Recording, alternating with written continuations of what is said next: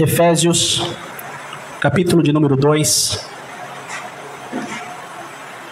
Quero justificar aqui a ausência da irmã Maria e do irmão Ítalo, que toma conta da filmagem, pois a irmã Maria está tomando conta, está cuidando de uma pessoa idosa e por isso não pôde comparecer. Como é ela que traz o Ítalo, então ele também não veio. Efésios capítulo 2, versículos, vamos ler do 1 até o 5. Aí depois, se a gente tiver tempo, a gente lê outros versículos. E vos vivificou, estando vós mortos em ofensas e pecados, em que noutro tempo andastes segundo o curso deste mundo, segundo o príncipe das potestades do ar, do espírito que agora opera nos filhos da desobediência, entre os quais todos nós também antes andávamos, nos desejos da nossa carne, fazendo a vontade da carne e dos pensamentos, e éramos por natureza filhos da ira, como os outros também. Mas Deus, que é riquíssimo em misericórdia, pelo seu muito amor com que nos amou, estando nós ainda mortos em nossas ofensas, nos vivificou juntamente com Cristo. Pela graça sois salvos. E nos ressuscitou juntamente com Ele, e nos fez assentar nos lugares celestiais em Cristo Jesus. Amém? Palavra linda, meus irmãos. Vivificou. Isso significa, ele trouxe vida. A gente é semeador de vida e não de morte. Foi isso que Jesus conquistou para toda a igreja lá na cruz. Esses dias eu estava estudando o significado real da palavra igreja, que no original é eclésia, que significa chamados para fora. É claro que pode significar também chamados para fora do fanatismo, da religiosidade, chamados para fora do curso deste mundo. Mas ela tem um sentido, um significado ainda mais amplo. No mundo antigo, quando haviam reuniões democráticas, os jovens maiores de 18 anos eram convidados a comparecerem em um lugar público para decidirem esses assuntos. Eles eram chamados. E no chamamento desses cidadãos, acima de uma determinada idade, eles decidiam coisas como, por exemplo, onde deveriam estudar, ou o que deveriam ensinar, ou quem deveria governar algum departamento da cidade, e por aí vai. Essas reuniões, essas assembleias eram chamadas de igrejas. Cristo veio e trouxe um sentido amplo a essa palavra, quando ele disse: edificarei a minha igreja, e as portas do inferno não prevalecerão contra ela. Jesus não inventou o nome igreja, porque esse nome já existia. O que Jesus fez foi colocar um pronome possessivo, minha. É a assembleia dele, é o povo dele. São os chamados por ele. São os convocados por ele. Então, nós somos os chamados para fora do túmulo. Nós fomos convidados por Jesus para viver. Nós fomos convidados e convocados por Cristo para sairmos da morte. E agora o nosso espírito vive, embora fisicamente ainda devamos passar pela morte. Fisicamente. Mas espiritualmente estamos no governo de Cristo. É Cristo quem nos governa. Vivificou, trouxe vida. E na sequência do texto está escrito que nós andávamos segundo o curso deste mundo. segundo o príncipe das potestades do ar do Espírito, que agora opera nos filhos da desobediência. Aqui é provado que o mundo é um espírito, o mundo não é um espaço geográfico. Quando eu era garoto, novo convertido, eu ouvia que mundo era qualquer coisa que estivesse fora da igreja. Qualquer coisa que estivesse fora da instituição chamada igreja era mundo. Conforme o tempo foi passando, e graças a Deus o conhecimento em Cristo foi sendo ampliado, está claro, porém, que o mundo é um espírito. E o mundo não está fora dos espaços religiosos. Muitas vezes é nos espaços religiosos em que o espírito do mundo está mais presente. É dentro dos espaços religiosos que você encontra, por exemplo, a manipulação, que você encontra o autoritarismo, que você encontra o engano, que você encontra a mentira, que você encontra a dualidade. Tudo isso é mundo. Não significa que o lugar onde se fala o nome de Deus não tenha mundo, porque o mundo é o espírito. A palavra nos mostra que este espírito opera nos filhos da desobediência. Mas aqueles que entenderam, que foram vivificados, que foram trazidos do túmulo, que foram buscados pelo bom pastor, essas pessoas hoje não estão caminhando conforme o curso das trevas, mas na estrada da luz. Bendito seja o nome do nosso Deus. Então, além de você estar vivo, é para você não ter nada a ver mais com o espírito das trevas. Além de estar vivo, se espera da igreja que não andemos mais sendo dominados por aquilo que o mundo é dominado. Está escrito assim no texto, no versículo 3: entre os quais todos nós também andávamos nos desejos da nossa carne, fazendo a vontade da carne e dos pensamentos, e éramos por natureza filhos da ira, como os outros também éramos. Está no passado, não somos mais, mas ainda a luta existe contra, principalmente, esse trecho do versículo, que está muito claro. Nós fazíamos no passado a vontade da carne e a vontade dos pensamentos. Uma pessoa entrou em contato comigo essa semana, perguntando sobre espíritos malignos. Ela disse: olha, irmão Evandro, eu acompanho seus vídeos na internet, e eu me preocupo porque eu não vejo o senhor falando muito de demônio. O senhor não fica falando de demônio no culto. Eu falei: graças a Deus. Graças a Deus. Porque uma reunião cristã é para falar do Cristo ressuscitado. Ela perguntou: mas quem são os demônios? Eu disse: os piores são os demônios chamados humanos. Esses são os piores, porque esses andam com armas, esses cometem violência, esses traem. Esses são os piores. E nesse texto nós percebemos sobre uma luta que tem tudo a ver com uma pessoa se endemoniar ou não. A pessoa se tornar ela própria um espírito mau ou não. Que tem a ver com os pensamentos. Se tem algo que tem poder na vida de uma pessoa, não é mais poderoso que Deus, porque Deus é soberano. Mas se tem uma coisa que pode nortear a vida de uma pessoa, para o bem ou para o mal, para o certo ou para o errado, são os pensamentos.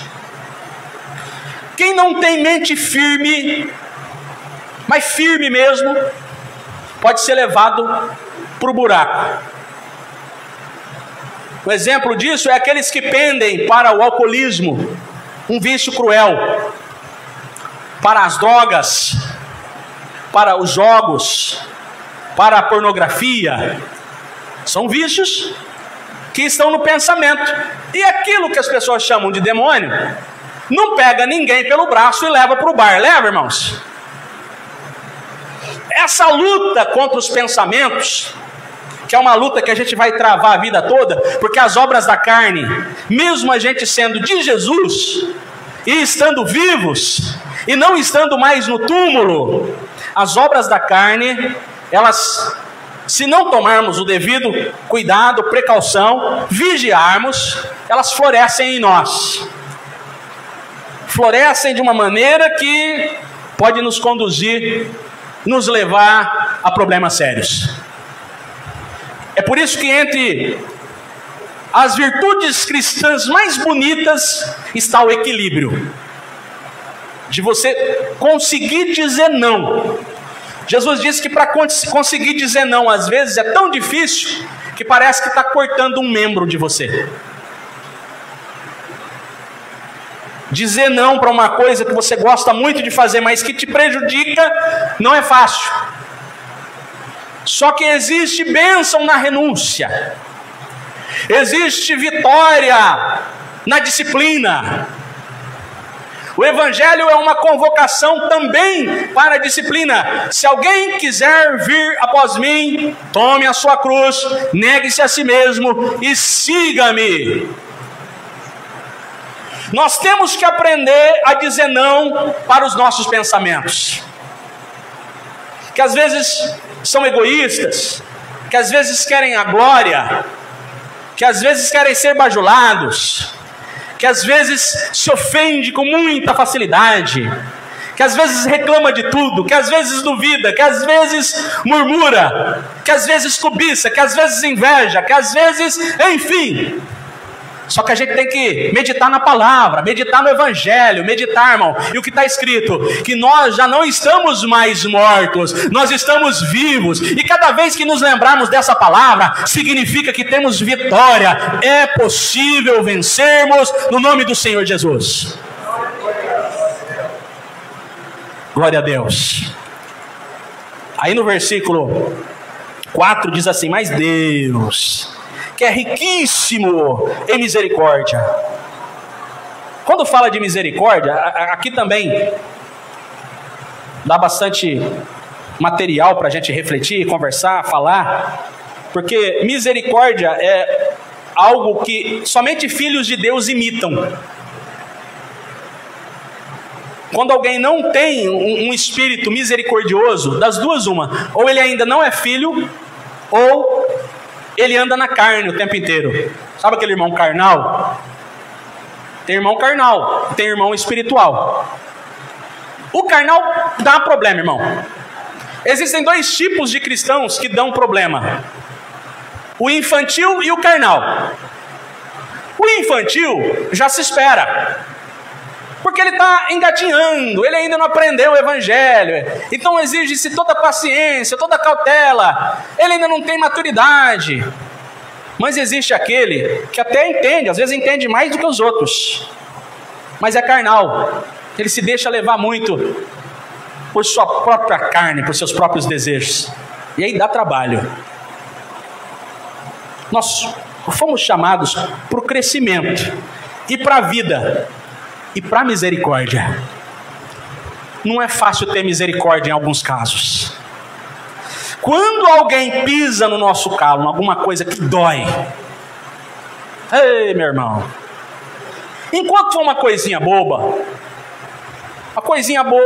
sei lá, a pessoa cruzou na sua frente no trânsito, um vizinho que não te cumprimentou, mas cumprimentou do lado, você considera uma coisa leve, mas tem irmão que já numa dessa ele já, opa, pera aí.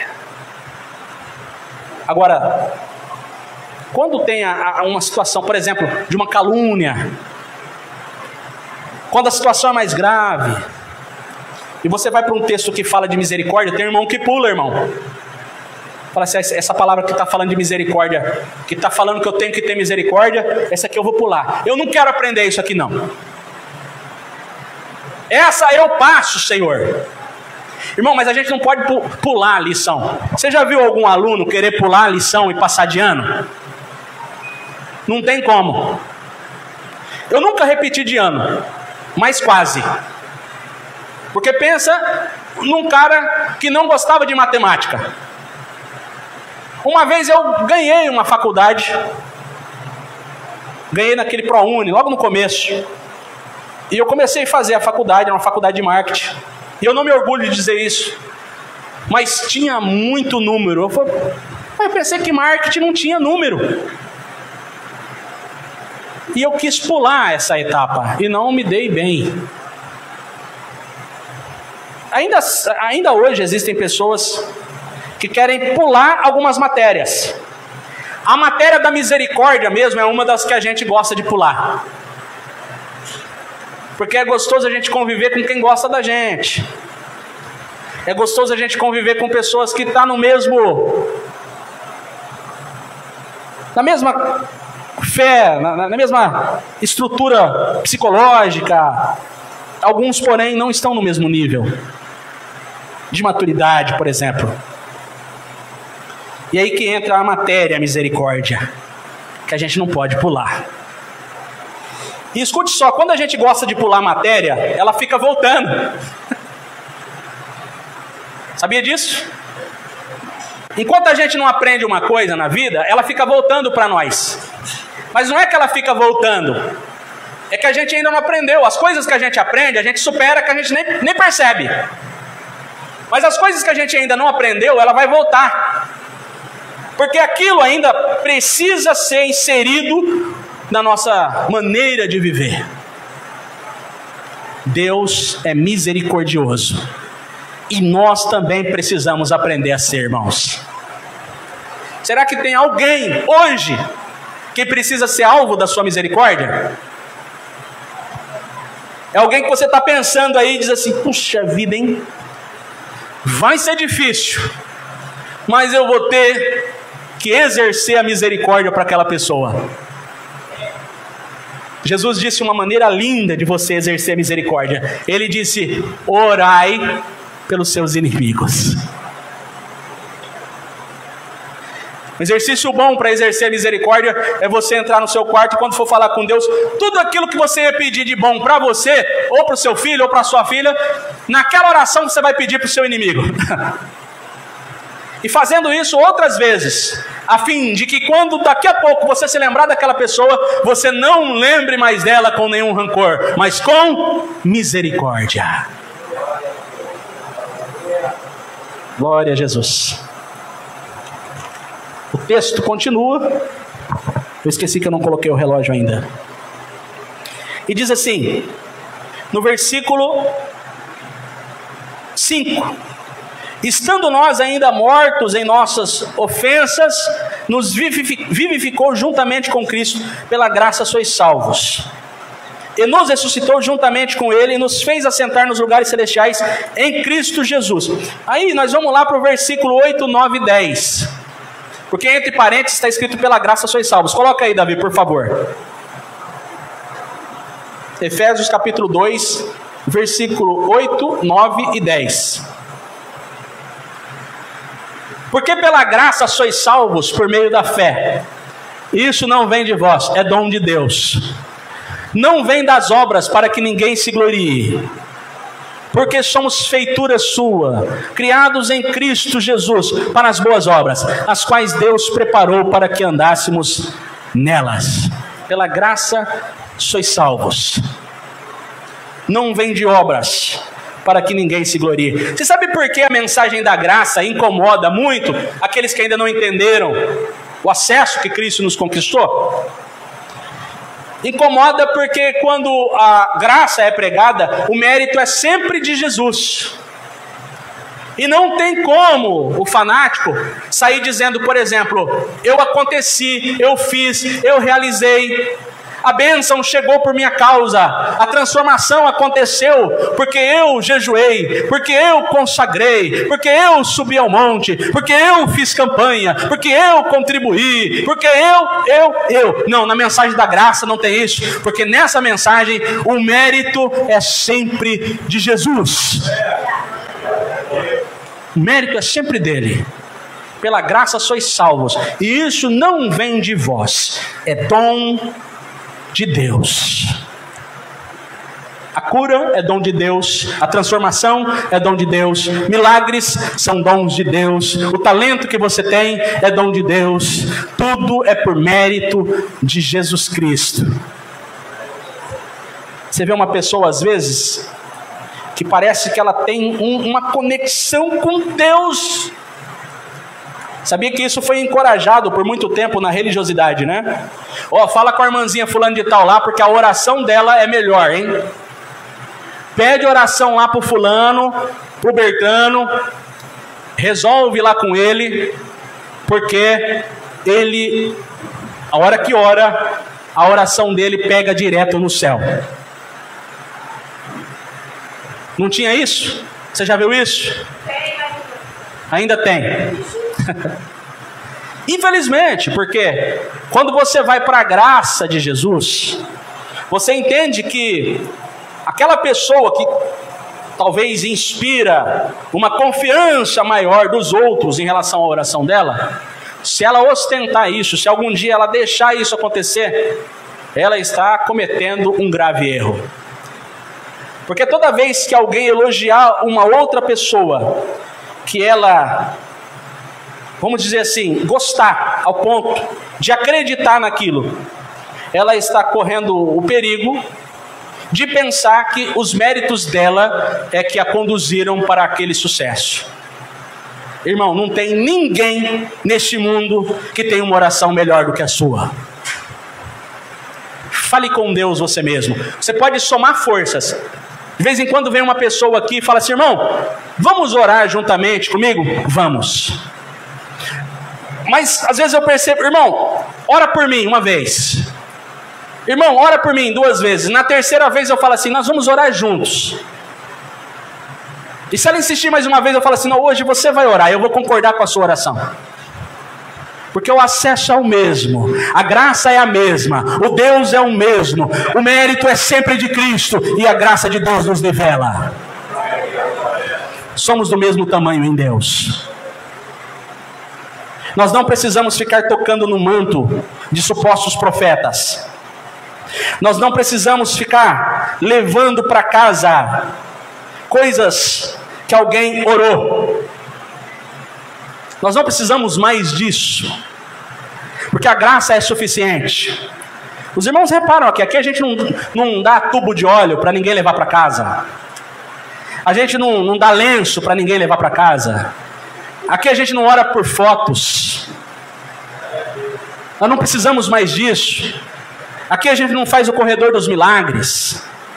Porque somos melhores do que os outros? Não, porque entendemos a eficácia da graça de Jesus. E muitos irmãos do mundo inteiro estão entendendo, glória a Deus. Mas também não ostentamos, não saímos por aí dizendo que somos os únicos salvos, porque quem salva é Jesus. Então a gente não se gloria, irmão. Tem gente boa de Deus em todo lugar. Agora, nesse exato momento, tem gente boa de Deus ali na quadrangular, tem gente boa de Deus na assembleia, na congregação, que está com sinceridade ali. Agora, conforme a nossa mentalidade vai crescendo em Cristo, um monte de coisa a gente entende que não precisa mais. Isso é crescimento. Pela graça sois salvos por meio da fé. E isso não vem de vós, é dom de Deus. A gente estava morto, irmão, agora está vivo, é dom de Deus. A nossa oração não passava do teto, porque nós estávamos cheios de pecado, mas Jesus perdoou o nosso pecado. Foi Ele quem perdoou o nosso pecado, o mérito é dele. Então agora estamos vivos, agora somos de Cristo e agora podemos falar com Ele. Bendito seja o seu nome. E é por causa disso que nós vamos celebrar mais uma vez. Fica de pé, o grupo de louvor se aproxima. Vamos cantar bem alegre para o nosso Cristo.